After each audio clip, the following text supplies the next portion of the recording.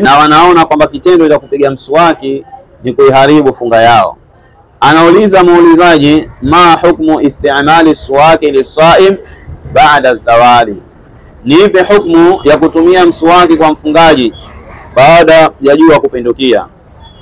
Ibn Uthaymeen katika Majmu' Fatawa anajibu suala hilo kwa kusema, istimalu suwaki lisaimi, kutumia mswaki kwa mfungaji kabla zawali wa baada zawali, kabla ya jua kupinduka na baada ya jua kupinduka, sunnatun, jambo hilo ni sunna, kama huwa sunnatun li ghairihi, kama ilivyokuwa sunna kwa sehemu nyingine, lianna al-ahaditha, kwa sababu hadithi ammatun, zimekuja kujumuisha fi istimali suwaki, katika kutumia mswaki, walam yastathni, haikuja kuvua minha, katika hizo, saiman, kwamba mfungaji anatakiwa atumie kabla zawali wala baadahu, kabla ya jua kupinduka wala baada yake, kwa sababu Mtume sallallahu alaihi wasallam anasema, laula an ashqa ala ummati la amartuhum bisiwaki inda kulli salah, lao nisangaliwaonia tabu umma wangu, ningaliwaamrisha kutumia mswaki kila wakati wa kuswali. Kwa hiyo kitendo cha kupiga mswaki ni kitendo ambacho ni marudhatin, inaridhiwa lirabbi, na Mola subhanahu wa ta'ala. Ama ile itikadi ya kwamba la khulufu saimin atyabu min rihil misk inda Allah, kwamba ile harufu inayotoka kwa mfungaji inapendeza zaidi kwa Allah kuliko harufu ya miski, iliyokusudiwa pale si harufu ya kwenye kinywa, ni harufu inayotoka tumboni, na ile inakuwa baada ya utumbo kukaa muda mrefu kutokupata chochote. Mwisho kabisa, hukmu maajuni al-asnan wa qatrati al-udhuni wal-anf, hukmu ya kutumia dawa ya mswaki pamoja na matone katika masikio na katika pua.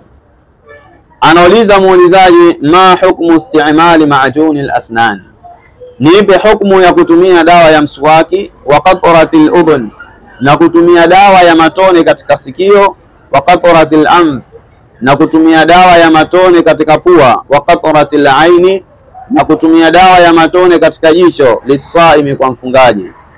Wa idha wajada as-saimu ta'amaha, atakapopata mfungaji ladha ya hivyo, fi halqihi, katika koo yake, famadha yasna'u, anafanya kitu gani?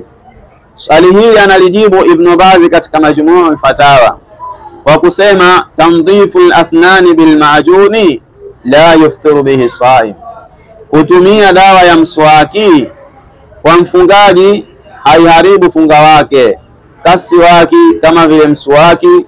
Wa alayhi, na ni juu yake, at-taharrudhu min intihabi shay'in minhu ila jawfihi, ajikinge kutokana na kuingia chochote katika hayo kuingia ndani ya tumbo. Fa in ghalabahu shay'un min dhalika, ikiwa ametumia dawa ya mswaki au ametumia matone ikampitikia kwa sina kukusudia katika moja katika hayo, fala qadaa alayhi, hakuna kulipa. Wa hakadha qatru al-aini wal-udhun la yuftiru bihi as-saim fi asahhi, vile vile kutumia matone katika jicho au sikio kwa mfungaji hajafungulia katika kauli zilizokuwa sahihi. Amma al-qatratu fil anfi, ama kutumia matone kwa kutia katika pua, fala tajuz, jambo hili halifai, lianna al-anfa manfadhu, kwa sababu pua ni sehemu ya kupita kuelekea ndani kabisa ya tumbo. Walihadha qala an-nabiy sallallahu alayhi wasallam, wa ajili hiyo amesema Mtume sallallahu alayhi wasallam, wabaligh fil istinshaq, fikisha maji wakati unapandisha maji puani, illa an takuma saiman, isipokuwa ukiwa umefunga, haitakiwi ufanye mubalagha katika kuyafikisha maji. Ni hayo machache tumependa kukumbushana. Tupo katika chaneli yetu ya Nuru TV. Usisahau kusubscribe na kufuatilia vipindi vyetu katika YouTube. Wa hadha, assalamu alaykum wa rahmatullahi wa barakatuh.